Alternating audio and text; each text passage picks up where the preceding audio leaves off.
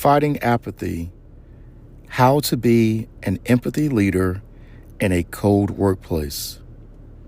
How do you survive in a workplace that's suffering from a lack of empathy? Well, picture this scenario. You work in customer service.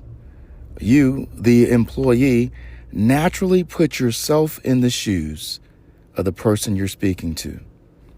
You want to deliver the exact level of customer service you'd expect if you were on the other side of that phone call, being caring, efficient, and comforting.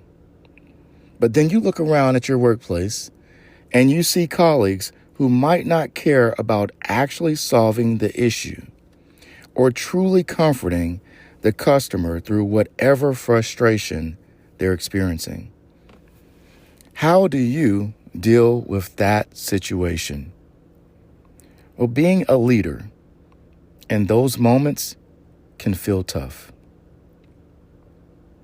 Setting the professional tone for yourself and maintaining a high level of efficiency can be difficult, but you can absolutely persevere. You can make it through this situation at your job because you can set the example and be what the company needs to be. But what steps can you put in place so that you can survive this situation at your workplace? Well, step one, we have to conduct a self-audit and show resilience. This first step towards surviving this environment isn't about fixing others. It's fortifying yourself. You have to refocus on your why. What does that mean? Well, let's ask ourselves a question. Are you taking a moment each day to really focus and meditate on your why? When others are straying from the course of efficiency and care, your why, your original reason for taking that job, must be the anchor that keeps you working at a high level. You have to acknowledge people's differences as well. Are you truly trying to understand why you have empathy versus why others don't? Now, it can be hard to understand a colleague who isn't acting the way that you are. Acknowledge different personality types. Understand why people got into their roles, or how their previous experiences shaped their current approach. Their apathy doesn't excuse them, but understanding the source can reduce your personal frustration. And something that's non-negotiable. Hear me out, listen close. This is important. Self-care is non-negotiable.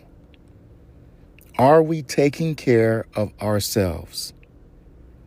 In a low empathy environment, your personal resilience is your greatest asset. Maintain good habits, good discussions, and positive practices outside of work. Let's set a goal. Put a plan in place for yourself so that you can continue to feel encouraged, uplifted, and motivated, even while working in a place deprived of empathy. Every week, find a day that will be your self-care day and plan out an activity for you, how you're going to take care of yourself during that day. Step 2, influence and accountability. While personal resilience is key, as leaders, we also have to consider our circle of influence. How can we share and model these empathetic habits with others?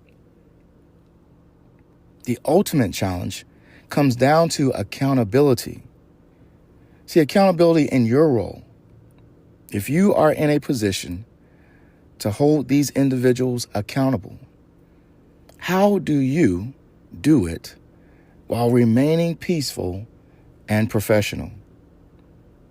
Accountability is not about public shaming. It's about establishing clear standards, coaching, and holding consistent follow-up conversations that focus on behavior, not character.